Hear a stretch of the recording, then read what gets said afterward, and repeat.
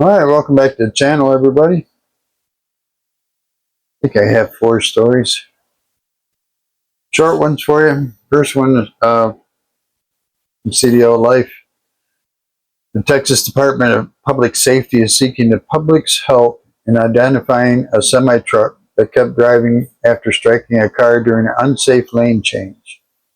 The accident happened at about 6:30 a.m. October 21st in the northbound lanes of Dallas North Tollway near Spring Creek Parkway in Plano, Texas. According to ABC8, a white semi-truck hauling a white dump trailer made an unsafe lane change and hit a Honda Civic, forcing the Honda into a concrete wall where it overturned. A Ram 1500 pickup and a Toyota Camry then collided with the Honda. The semi-truck did not stop. The 47-year-old motorist in the Honda, 47-year-old Juan Quiroz, Quiroz, died at the scene. The DPS is urging anyone who may have seen the crash, recognizes the truck, or has information about the truck driver to please come forward. The truck may have noticeable damage to the right side of its front bumper or to the front right fender. Tips can be submitted anonymously by calling 877-373-8477 or by filing a report on the North Texas Crime Stoppers website. Anyone who submits a tip leading to the arrest and indictment of the truck driver may be offered up to $5,000. So if you've seen it, I'll put the picture they have on here, and so if you've seen it, know it, give it a call. See if you can help them out on that. All right, the next one in the United States is aviation in the United States is returning to normal operations as the FAA reestablishes normal flow control at all terminals. After weeks of disruption due to the FAA's staffing shortages from the longest government shutdown in U.S. history, the FAA has resolved the staffing issues, allowing for an easing of the previous regulations which limited U.S. airlines to flying an altered schedule. With staffing stabilization comes the all but complete easing of cancellations and a lift of all mandatory flight restrictions. The relief is palatable to travelers and employees in and around the U.S. aviation sector.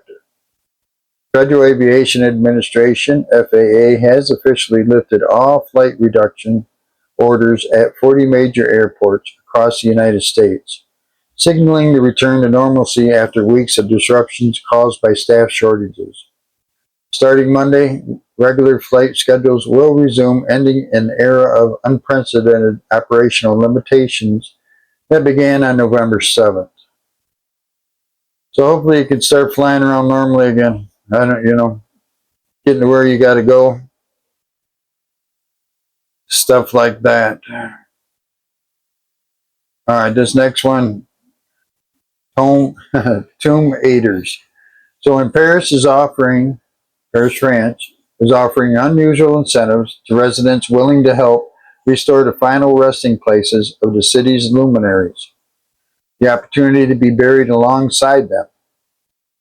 3 famous cemeteries are offering tombs for adoption, including Père Lachaise, I apologize if I'm saying these wrong, which counts the Doors frontman Jim Morrison, playwright Oscar Wilde, and singer Edith Piaf among its illustrious residents, said CNN. Applicants will be put into a lottery, and the winners will be able to lease a burial plot in exchange for restoring their allotted tomb. So there you go. If you're looking for a place to be tombed, there you go, right there. You'll be buried right next to Jim Morrison. I don't know. This next one is social media ban. So in Denmark has passed a law that will ban kids under 15 years old from social media platforms. It's among the most sweeping steps yet by a European Union government to limit use of social media among teens and younger children, which has drawn concerns surrounding mental health. Speaking to the Associated Press, Caroline Stage, Denmark's Minister for Digital Affairs, says that 94% of Danish children under the age of 13 have profiles on at least one social media platform. More than half of those under 10 do. We've given the tech giants so many chances to stand up and do something about what is happening on their platforms. They haven't done it, said the Danish minister. So now we will take over the steering wheel and make sure that our children's futures are safe. Yeah, I don't know, I'm not a parent per se. My girlfriend has a couple kids, teenagers. For how much they're online, it's crazy. But then again, I didn't grow up in this era, so I don't know. Maybe I'd be online all the time too. Depends on where you live. You got something to do, go out and do. I don't know. But I think the younger it gets, the worse it's getting too for them. So I think Denmark, they're in the right saying, hey, we don't want to see this. We don't want to see our kids on there all the time. Get outside, do something, right? This story here, this happened on November 14th in 1940. The 1940 Green Bay Packers were the first NFL team to travel to any away game by airplane. They flew from Chicago to New York on November 14th, 1940, to face the New York Giants, making a historic moment for sports travel, as noted by Facebook users and the Pro Football Hall of Fame. The flight took place during a particularly tough road schedule for the Packers and involved two United Airlines Douglas DC-3s. The Packers took a bus from Green Bay to Chicago, then boarded two United Airlines Douglas DC-3 planes for the first part of their journey to New York. This was the first time an NFL team used air travel for road games, and it set a precedent for future sports team travel. The flight was delayed in Cleveland due to bad weather in New York, and the team had to complete the journey to New York by sleeper train. After a day of practice, the Packers lost the game to the Giants 7-3. So they made it to Cleveland. As far as they made it from Chicago to Cleveland. Must have been snowing pretty good, and that's where they had to get on the sleeper train. All right. This one here is Philippine Airline launches 2025 seat sale. Discounted fares aim to attract travelers from South Korea, the United States, and Japan as Philippine hospitality sector eyes boost. From November 17th to November 30th, 2025, the airline opens a window for savvy travelers to book domestic one-way economy seats. At the same time, the Philippines hotel, resort, and hospitality industry stands ready to welcome an uptick in arrivals from key markets like South Korea, the United States, and Japan, offering travelers not only an affordable flight, but the chance to enjoy full-service comfort, vibrant local culture, and tourism industry value.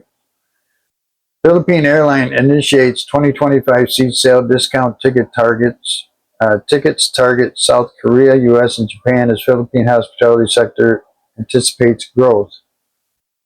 Philippine Airlines end of the year seat sale allows customers the chance to visit and travel within the Philippines for a much lower cost than usual. Flights during the sale are significantly lower than the average cost of flights from South Korea, the United States, or Japan. This sale benefits the Philippines economically and provides the country with more customers in its support travel and hospitality sectors. PAL also provides flights to customers with more economy resources and provides all customers with a chance to take a vacation to what is probably an ideal destination. Sounds like a freaking really good deal. So you might want to check into it. Check with Philippines Airlines, PAL, see what's going on. It started already. I think it started today, and it goes to the end of November. So if you're coming over here from one of those countries, check it out. See what they got on their website or something like that. I just came across the story, and I thought I'd pass it on. Appreciate y'all stopping by. Y'all have a great day, great night, whatever the case may be. We'll see you next time.